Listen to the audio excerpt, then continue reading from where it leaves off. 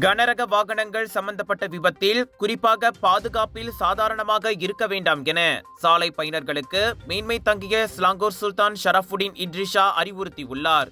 கற்களை ஏற்றி சென்ற லாரி ஒன்று போலீஸ் ட்ரக்கில் மோதியதில் FRU எனப்படும் கழக தடுப்பு பணியாளர்களில் 9 பேர் கொல்லப்பட்டதை தொடர்ந்து கடுமையான ஓட்டுநர் கண்காணிப்பு மற்றும் வாகன சோதனைகள் மேற்கொள்ள வேண்டும் என அவர் வலியுறுத்தினார். லாரிகள், பேருந்துகள் மற்றும் பிற கனரக வாகனங்களை நடத்தி வரும் நிறுவனங்கள் தங்களது ஓட்டுநர்கள் மற்றும் உதவியாளர்களை தேர்ந்தெடுக்கும் போது கடுமையான மதிப்பீட்டு செயல்முறைகளை செயல்படுத்த வேண்டும்.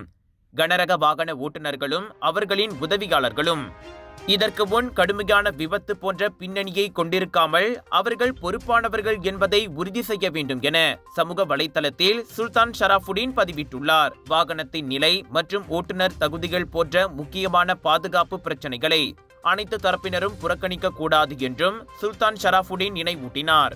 சம்பந்தப்பட்ட அனைத்து தரப்பினரும் வாகன நிலை மற்றும் ஓட்டுநர் தகுதிகள் போன்ற அலட்சியத்திற்கு வழிவகுக்கும் விவகாரங்களை கண்மூடித்தனமாகவோ அல்லது சாதாரணமாகவோ எடுத்துக்கொள்ளக்கூடாது என்று அவர் கேட்டுக்கொண்டார்.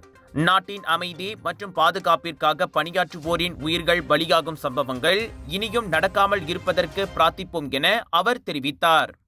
டாக்டர் அப்பாராவ் சன்னாசையின் த ரப்பர் எஸ்டேட் பாய், பால்வெட்டியின் மகன், பல்கலைக்கழக விரிவுரையாளரான சுயசரிதை.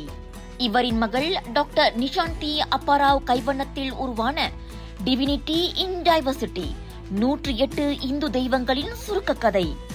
தந்தை மகள் படித்திருக்கும் இந்த சிறப்புமிகு நூல்களை உடனே வாங்கி படியுங்கள்.